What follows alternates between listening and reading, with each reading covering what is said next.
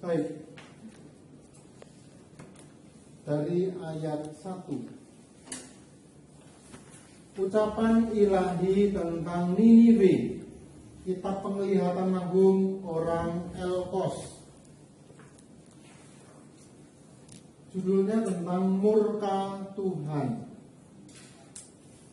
Tuhan itu Allah yang cemburu dan pembalas.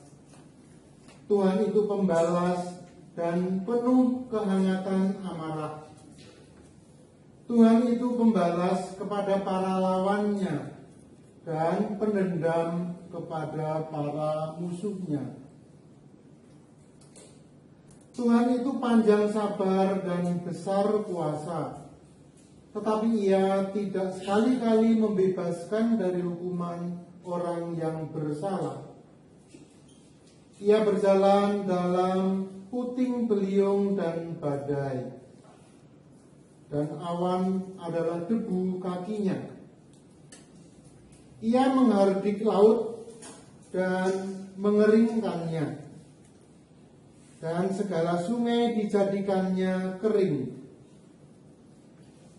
Basan dan Karmel menjadi merana, dan kembang Libanon menjadi layu.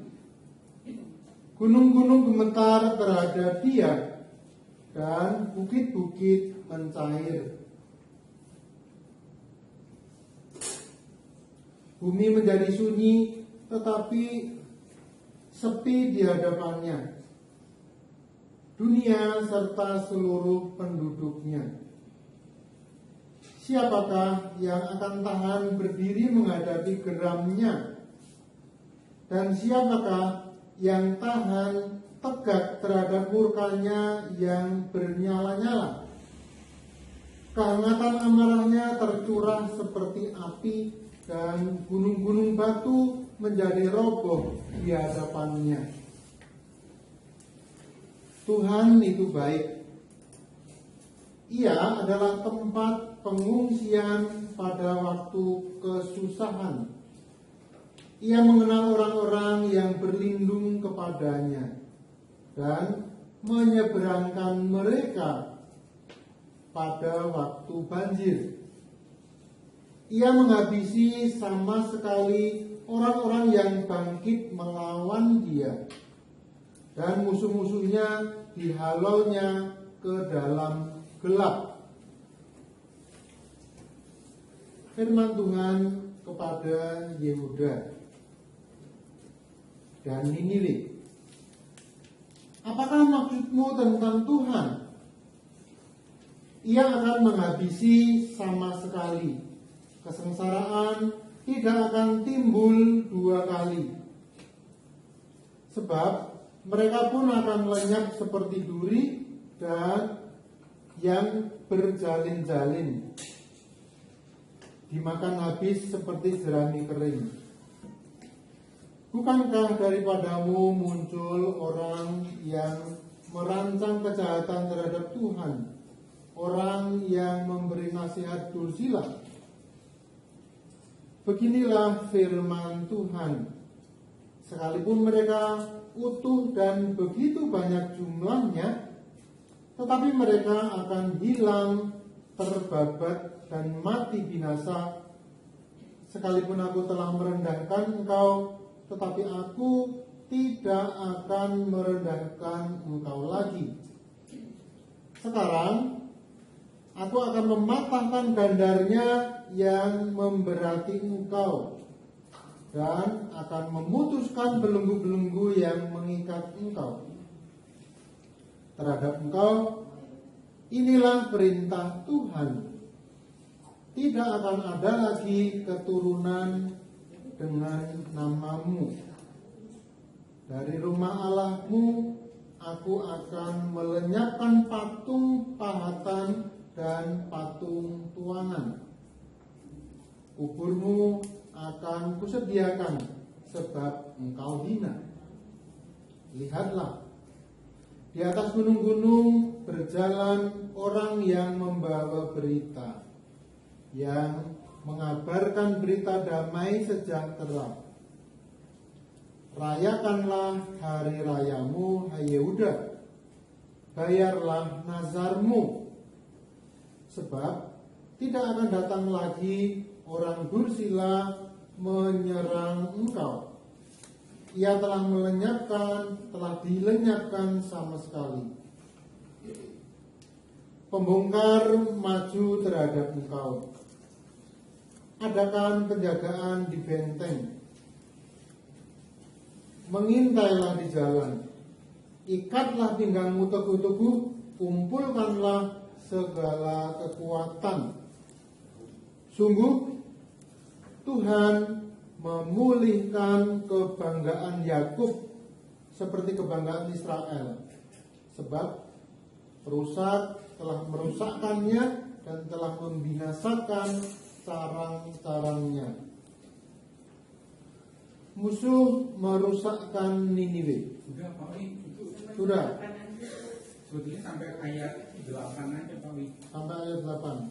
Baik. Nah, kalau Ibu dan Bapak Suster membaca dari ayat 1 sampai dengan ayat 6, itu kan Tuhan itu murka.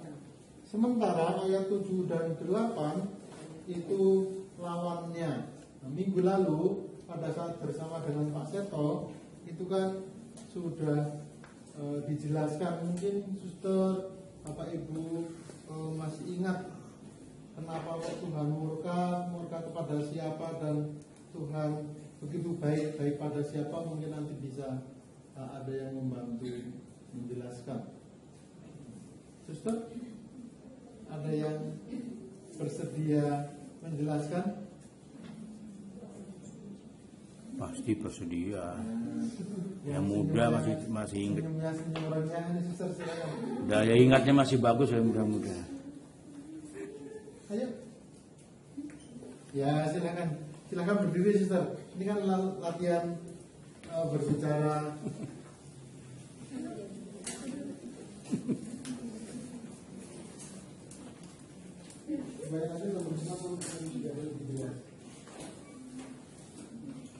Baik, selamat malam Bapak Ibu dan para suster. Di sini saya akan mencoba untuk menjelaskan tentang ayat 1 sampai 6, di mana di sini dikatakan Tuhan itu Allah yang cemburu dan pembalas. Di sini minggu yang lalu itu ketika belajar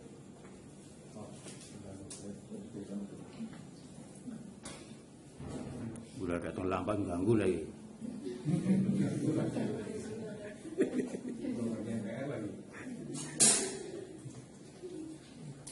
Ya. Silakan Sis. minggu yang lalu ketika belajar bersama Bapak Seto itu sudah dijelaskan tentang mengapa Tuhan itu murka kepada, khususnya itu kepada orang-orang Niniwe, di mana mereka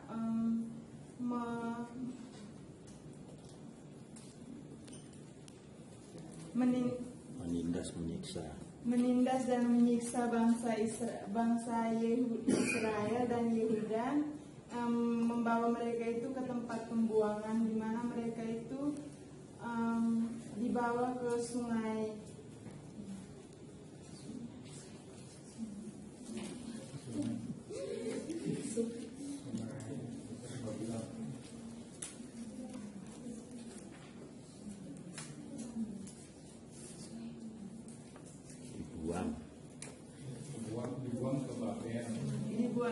dibuang ke Babel.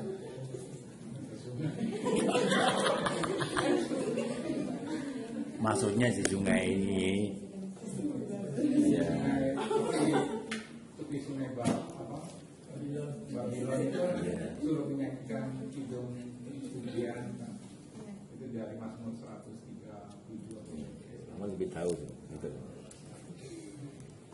Di mana di situ mereka itu menyiksa bangsa Israel dan Yehuda sehingga membangkitkan amarah Tuhan, dan kepada bangsa Yehuda sendiri itu dikatakan bahwa Tuhan itu panjang sabar dan besar kuasa, tetapi Ia tidak sekali-kali membebaskan dari hukuman orang yang bersalah.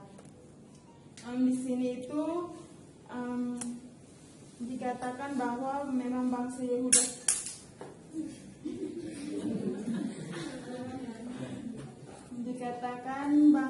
itu memang sudah bersalah dengan menyembah dewa-dewa asing, tetapi ketika mereka ditindas dan berseru kepada Tuhan itu, kasih setia Tuhan itu kembali bangkit sehingga Tuhan menolong mereka dengan menghancurkan kota Niniwe, di mana bangsa-bangsa Niniwe itulah yang menindas mereka.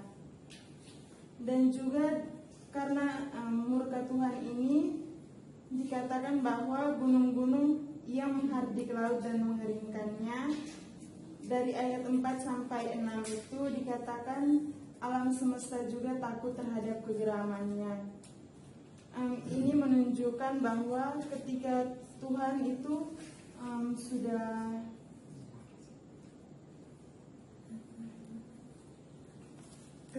bahwa kekuatan Tuhan itu lebih besar daripada kekuatan bangsa-bangsa lain seperti bangsa Niniwe itu.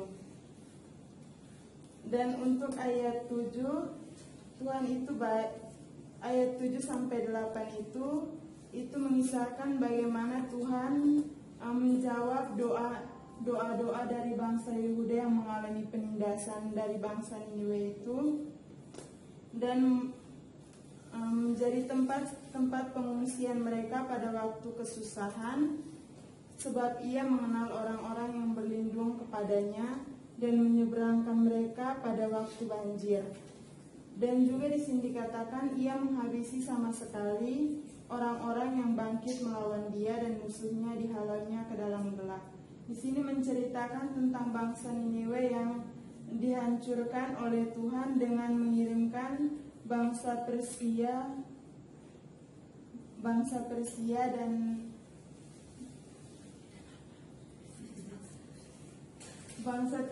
untuk menghancurkan Niniwe. Baik, itu saja dari saya. Terima kasih. Terima kasih. Dengan mengenal karakter Tuhan. Itu bab berapa ya? Masih bab 1. Iya.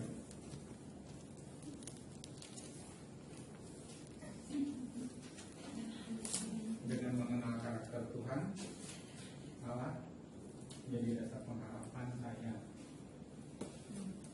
Karakter Tuhan yang seperti apa yang susah kenal dari saya, dalam kehidupan saya setiap hari itu saya mengenal Tuhan itu begitu baik kepada saya itu lewat sesama dalam komunitas maupun dalam semua kegiatan yang saya lakukan. Khususnya itu ketika saya mengalami keadaan-keadaan sulit itu, saya merasakan Tuhan selalu membantu saya untuk melewati semua itu, terutama ketika Tuhan membantu saya itu menjadi dasar kekuatan bagi saya untuk tetap berjalan untuk meneladaninya. Baik, yang lain jadi jawab masing-masing aja.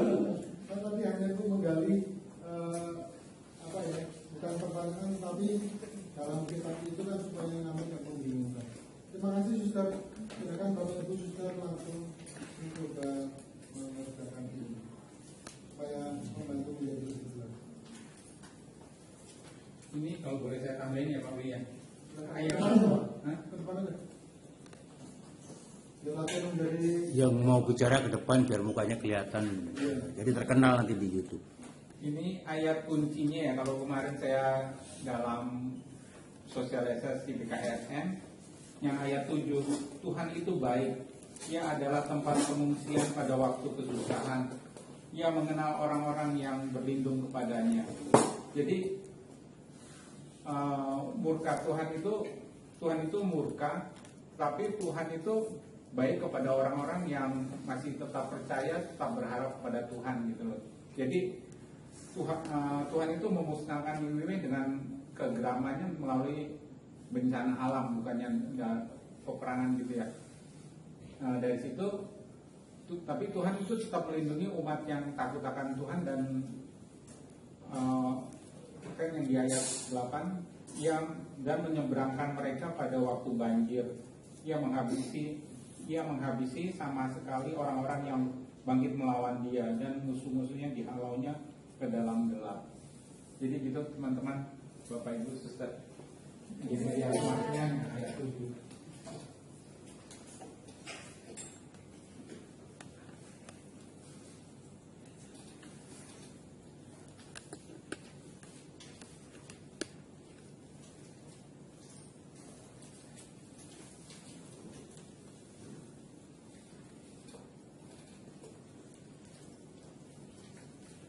Ada lagi nambahin Pak Dirga, mau nambahin Pak Dirga? Ya Pak Dirga tadi. Masih merenung. Ayo Pak, maju Pak. Buat nambahin, untuk menambah wawasan yang lain, mau mutusin apa nih?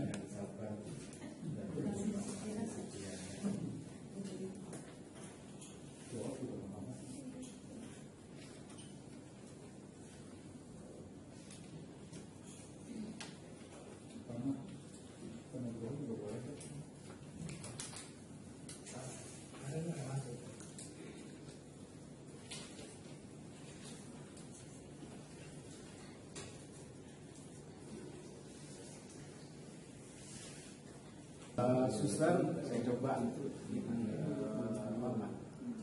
merefleksikan tentang perspektif yang ada di Nahum. Kitab Nahum berisi nubuat penglihatan tentang akhir Niniwe, ibu kota kerajaan Asyur, kerajaan yang lalim yang menindas bangsa Israel. Mereka akan hancur. Nubuat Nahum disampaikan pada pemerintahan Raja Manasye.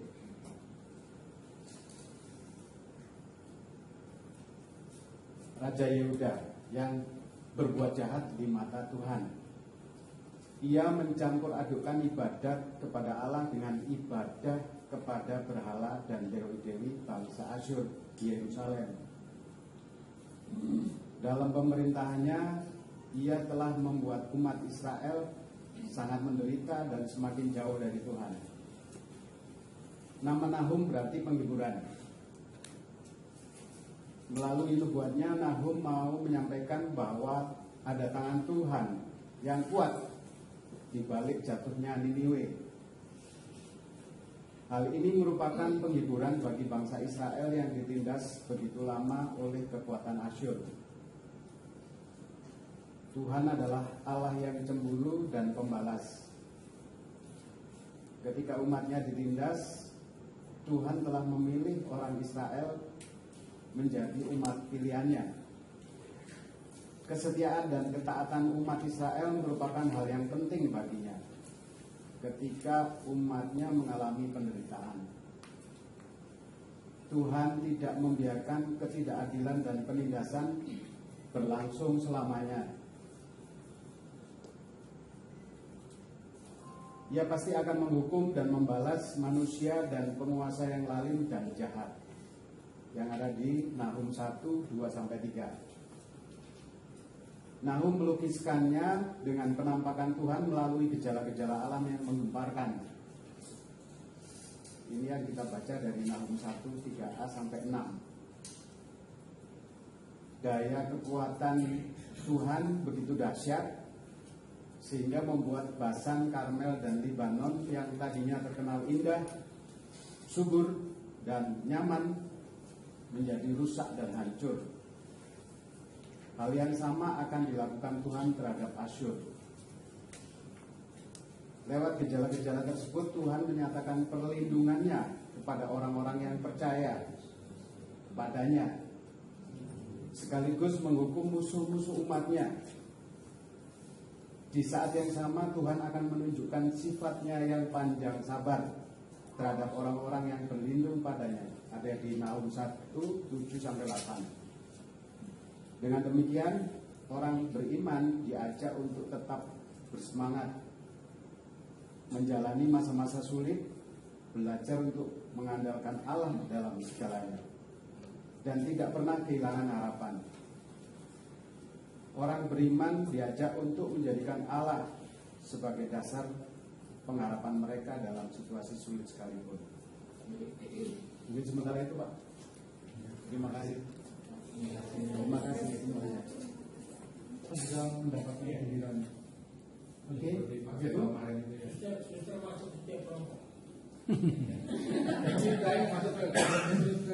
Ya. Karena jumlahnya kurang lebih adalah 35, mungkin begitu Ju ya. Jadi menyebutkan nama, angka 1 sampai 7, nanti masing-masing nomor nanti berkumpul dari 1. Ya, dimulai dari 1. Andreas. Sekarang 6. 1, 2, 3, 4, 5, 6, 2.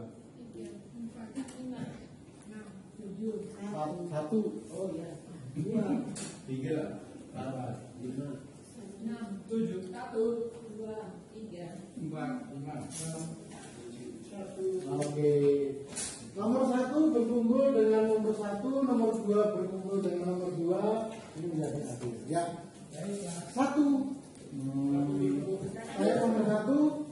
94. Di depan aja Pak. Depan aja tuh. Aku ngambil gambar soalnya. Sama Pak Andreas. Ya. Silakan berkumpul. Nomor 1 dengan nomor 1, nomor 2 dengan nomor 2. Bebas, duduknya boleh di dalam, boleh di luar juga. Nomor 2 di situ aja. Ya. Sini 1 aja. Nomor 1 silakan di sini. Nomor 2. Oh, nggak apa-apa. Pak Jan, kemana Pak Jan?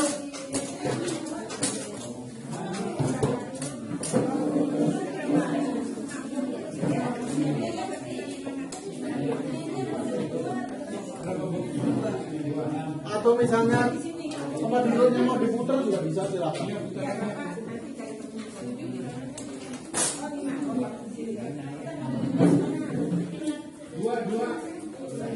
Nomor 1 silakan ke depan, Emon. Nomor 1 bisa.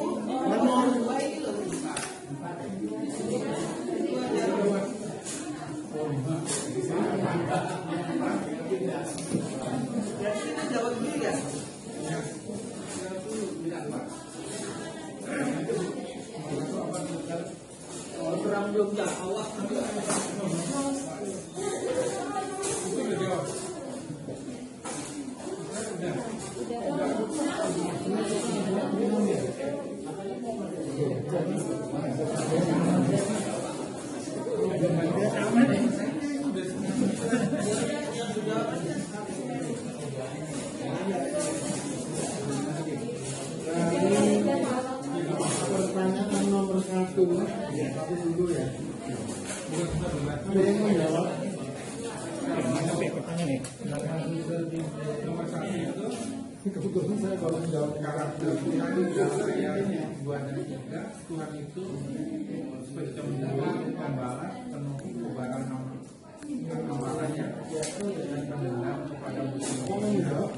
Tetapi saya belum jawab. Oh ya.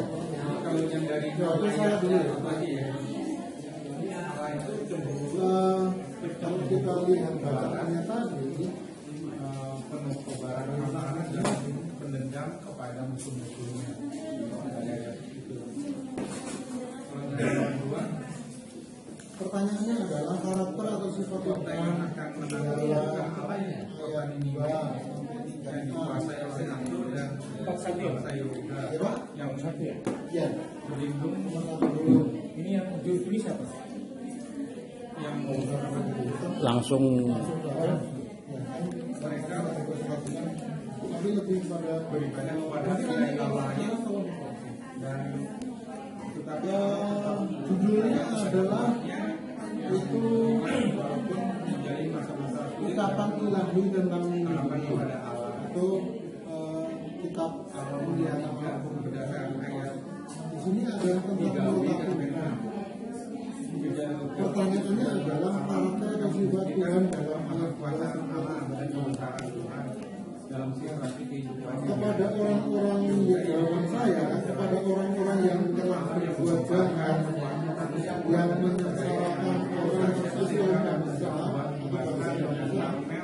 serta terhadap orang yang telah menduakan Tuhan.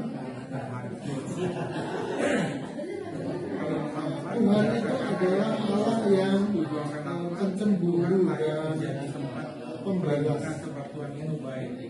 Tuhan itu adalah Allah yang pemarah dan pendendam kepada musuhnya. Tuhan itu panjang sabar di satu sisi itu, di sisi lain Tuhan itu adalah panjang sabar besar kuasa, tidak sekali-kali membebaskan diri dari orang-orang yang berlindung padanya. salah. Ini adalah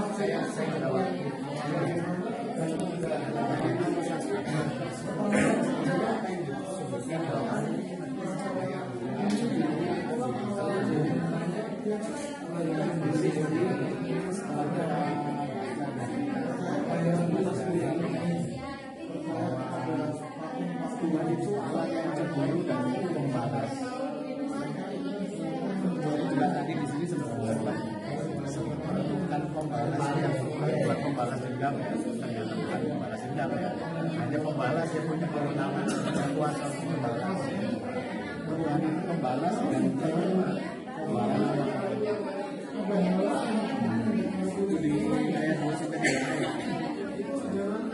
Tuhan itu cemburu, pembalas, pembalasnya penuh kebahagiaan. Terus yang ketiga, Tuhan itu dikatakan bahwa Tuhan dan sampai tapi dia sekali-kali membebaskan dari hukuman panjang sabar dan berjalan dalam saya kira itu saya di nomor 1 saya mendapatkan pengalaman baru yang bisa kalau tidak mau disamakan dengan yang lain bos, lama banget datang saya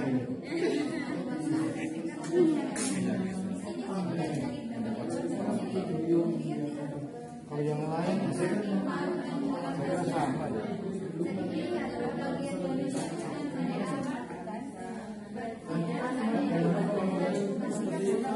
Ayam saya bisa kenapa? Karena ketika saya merasakan seperti kontak antara orang tua dan anak wanita itu tentang ayah untuk saya ayah dengan saya ayah itu semua yang benar saya dapat mengatakan saya anak terus ini juga yang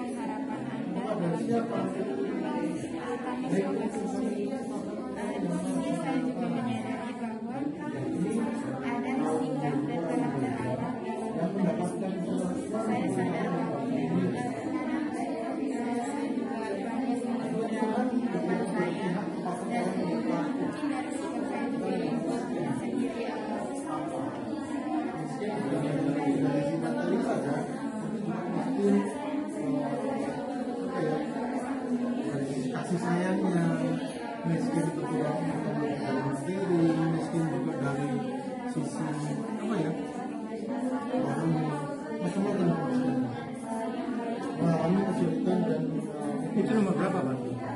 ya, Nomor berapa? masih memperjelas dari jawaban nomor 1. Suster ada berapa Kristen yang kena muslim? Itu jawaban saya sementara. Suster mau menambahkan apa Pak? Dan Bapak siapa nama? Pak Nugroho. Jelas kalau membaca kitab Wahyu keprihatinan dari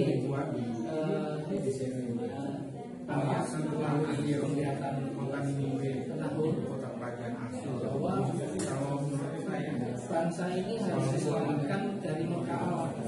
walaupun berkata itu banyak ke saya gitu, Sebetulnya tapi karena kelakuan bangsa itu sendiri, apa menyayangi saya, tapi saya juga banyak berbuat dosa gitu. Nah, setiap dosa itu menimbulkan suatu patut-patut uang, hukuman dan dari Allah, misalnya relatif penyakit kesulitan dalam dua ya ada kepada orang lain, sebenarnya kan orang lain juga pernah menjadi saya dengan dari pengalaman itu. Sekarang lalu ke nomor 2. Tobatan dia Berdasarkan ayat di atas, kota manakah yang akan menyandang murka Tuhan? bertobat Dan dan sama manakah yang mendapatkan lebih baik kepada yang mendapatkan murka Tuhan mana? itu nomor 1. Kalau sister sudah jawab belum?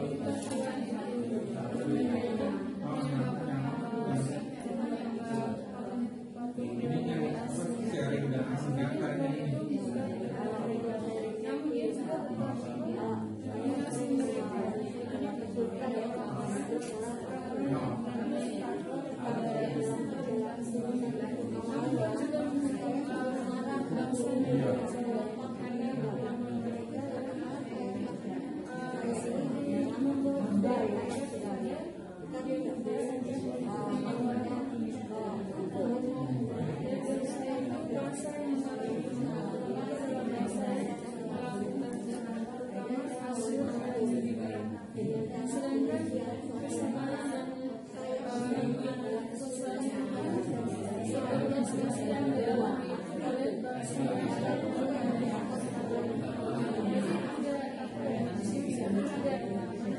kota mana?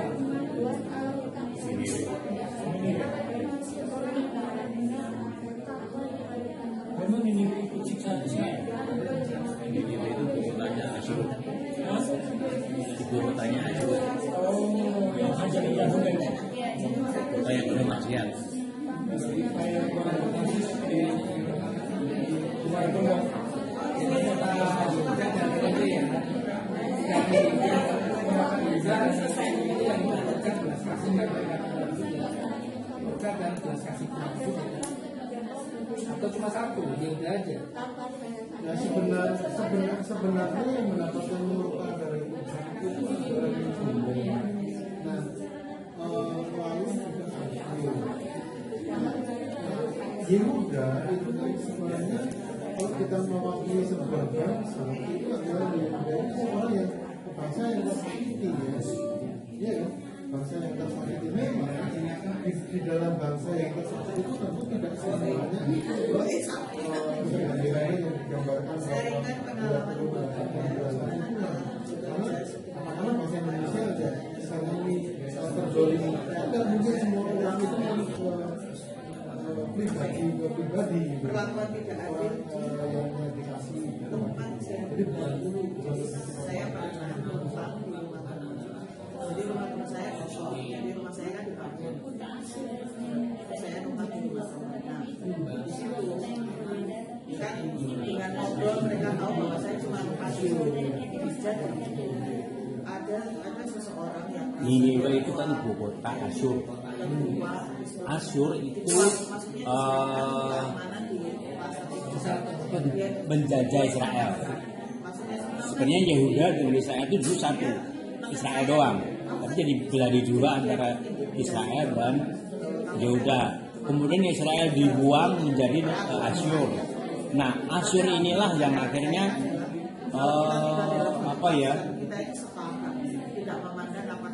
kerajaan yang melupakan Tuhan, yang membuat patung sendiri, yang sendiri. Nah, itu ibu kotanya Niniwe.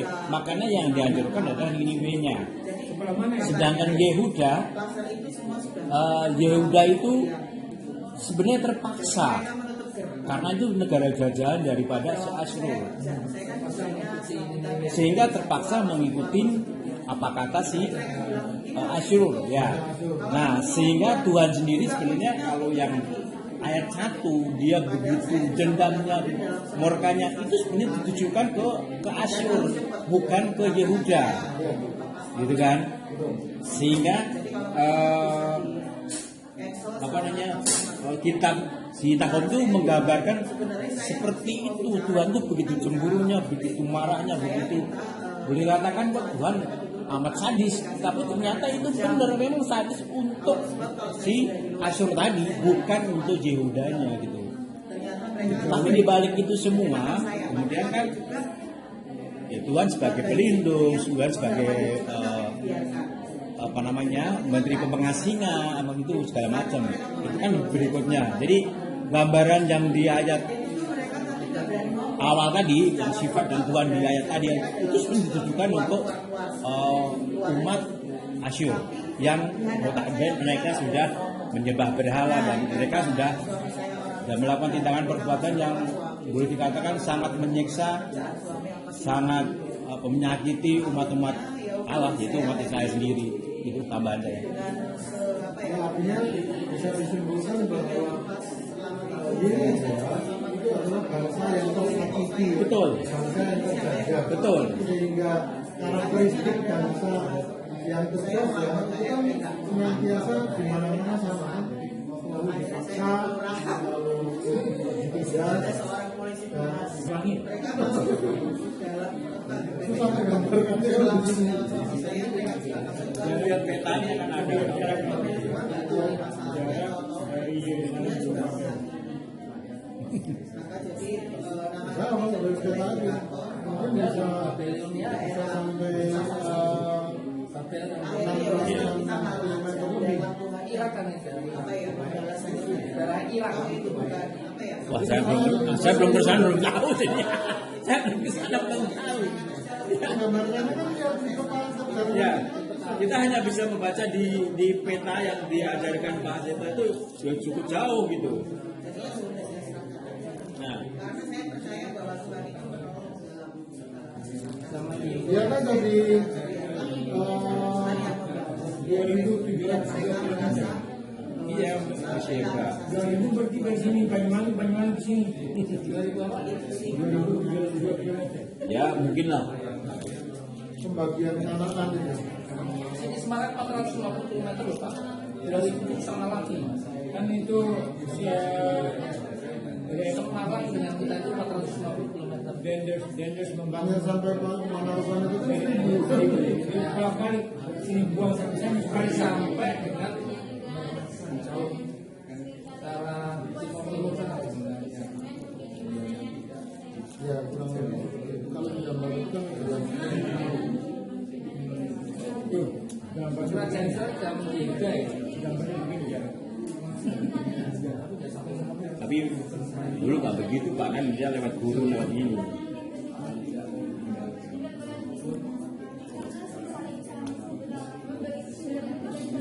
Oke, dilanjutkan dulu.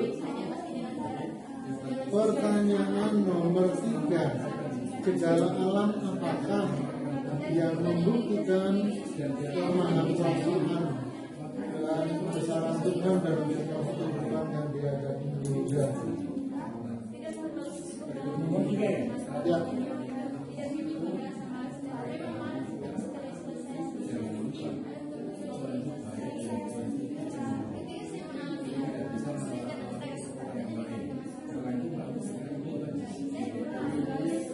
Kembang Libanon menjadi kayu.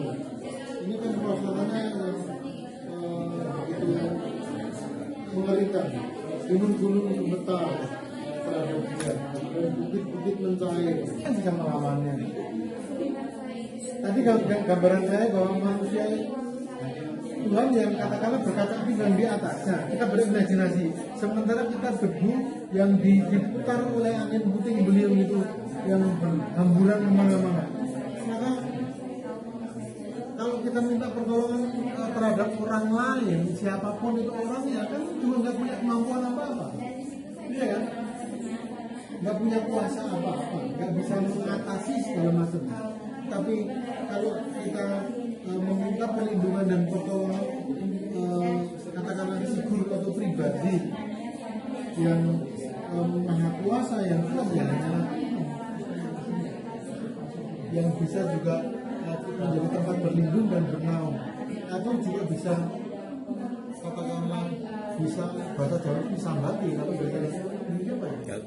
Bisa dimintain pertolongan, tempat untuk mengabdi, nomor satu tempat untuk betul sesak.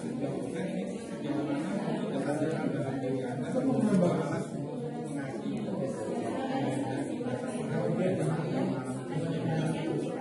sejauh mana muncul kesadaran dalam diri Anda bahwa Allah bekerja sedemikian rupa dengan caranya sendiri untuk membantu manusia mengatasi kondisi-kondisi kesulitan di dalamnya.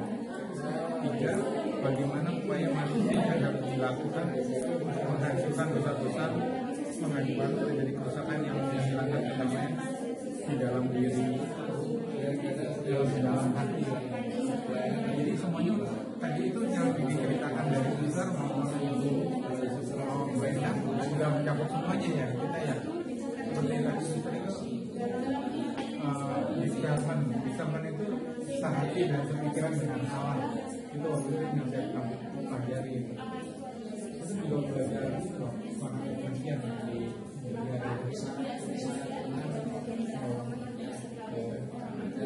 ya itu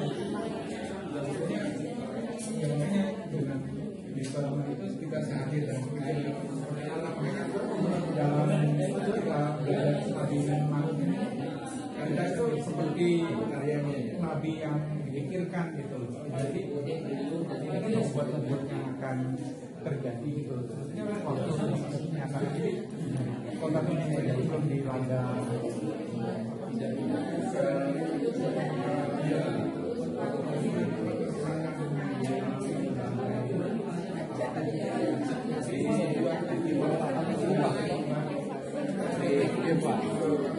Udah pernah ke Selong? Apa Selong? Bang itu belum tidak di sana, belum ya Pak Timur ada